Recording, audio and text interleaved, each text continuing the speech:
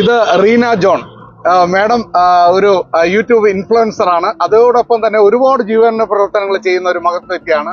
ഇന്ന് മാഡത്തിന്റെ വകയായിട്ട് നമുക്ക് തിരുവനന്തപുരത്ത് 100ഓളം ഭക്ഷണപ്പൊതി നൽകാൻ ഇന്ന് സാധിക്കുന്നുണ്ട്.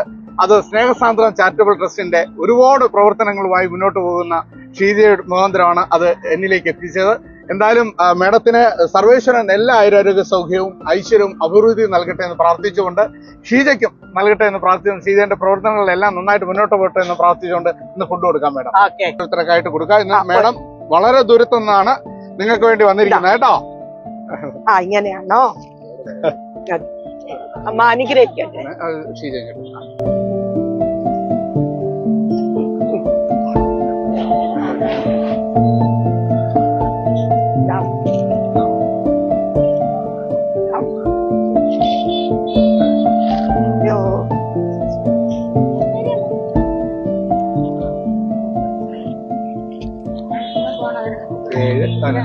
ദൈവം അനുഗ്രഹിക്കട്ടെ.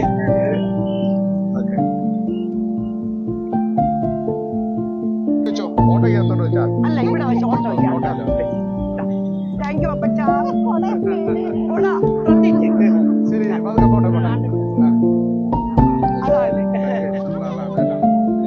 Thank you. ഇവിടെ ഓട്ടോയിൽ വെക്കാം. താങ്ക് യു അപ്പച്ച. Thank you. താങ്ക് യു ഷീജകുട്ടി. താങ്ക് യു അപ്പച്ച. ദൈവം രക്ഷിക്കട്ടെ. കഴിച്ചോട്ടോ. റീന ജോൺ ചേച്ചിയാണ്. എനിക്കൂടെ എല്ലാ വർഷവും ഈ ട്രിവാൻഡ്രത്ത് വരുമ്പോഴൊക്കെ നമ്മുടെ സ്നേഹസാന്ദ്രം ചാരിറ്റബിൾ ട്രസ്റ്റോടും നമ്മളോട് ഭയങ്കര സ്നേഹമുള്ളതെന്നുണ്ട്. നമ്മുടെ എല്ലാ പ്രവർത്തനത്തിനും ചേച്ചി ഒത്തുകൂടാറുണ്ട്. അപ്പൊ ഇന്ന് തിരിച്ച് USA തിരിച്ചു പോവുകയാണ്. ആ ചെറിയൊരു സമയം കിട്ടിയപ്പോ തന്നെ ഓടി വന്ന് നമ്മളെ കൂടെ ഉള്ള ഒരുപാട് പാവപ്പെട്ടവർക്കും ആശാരനായ നമ്മുടെ സഹോദരങ്ങൾക്കും സഹോദരികൾക്കും ഫുഡൊക്കെ കൊടുത്തുകൊണ്ട്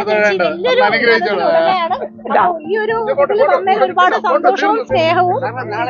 താങ്ക് യു ഷീജ. അത് എനിക്ക് ഒരുപാട് ഇഷ്ടമാണ് ഇങ്ങനത്തെ ചാരിറ്റി ഇവന്റിൽ പങ്കെടുക്കാം. ടൈമിന്റെ പരിമിതി മൂലമാണ് ഷീജകുട്ടി ഞാൻ താങ്ക് യു.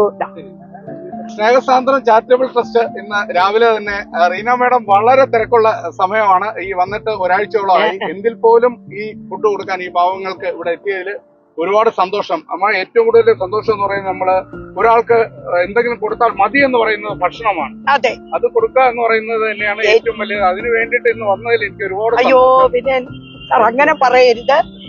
എനിക്കാണ് ഒരുപാട് സന്തോഷം. കാരണം എനിക്ക് ഇതൊക്കെയാണ് നമ്മൾ ലൈഫിൽ ചെയ്യേണ്ടത്. നമ്മൾ ഒരുപാട് കാര്യങ്ങൾ നമ്മൾ കുറെ ഒക്കെ ഉണ്ടാക്കിയിട്ടൊന്നും വലിയ നമ്മളെപ്പോഴും നമ്മളെക്കാളും താഴ്ന്നു നിൽക്കുന്നവരെ കാണാനും അവർക്ക് കേട്ടാ അമ്മ ഇത് വന്നിട്ട് ഒരു അമ്മ വളരെ കഷ്ടപ്പെട്ട് മുന്നോട്ട് പോകുന്ന ഒരു അമ്മയാണ്. വളരെ വൈകിയാണെങ്കിൽ വന്നിട്ട് സന്തോഷം.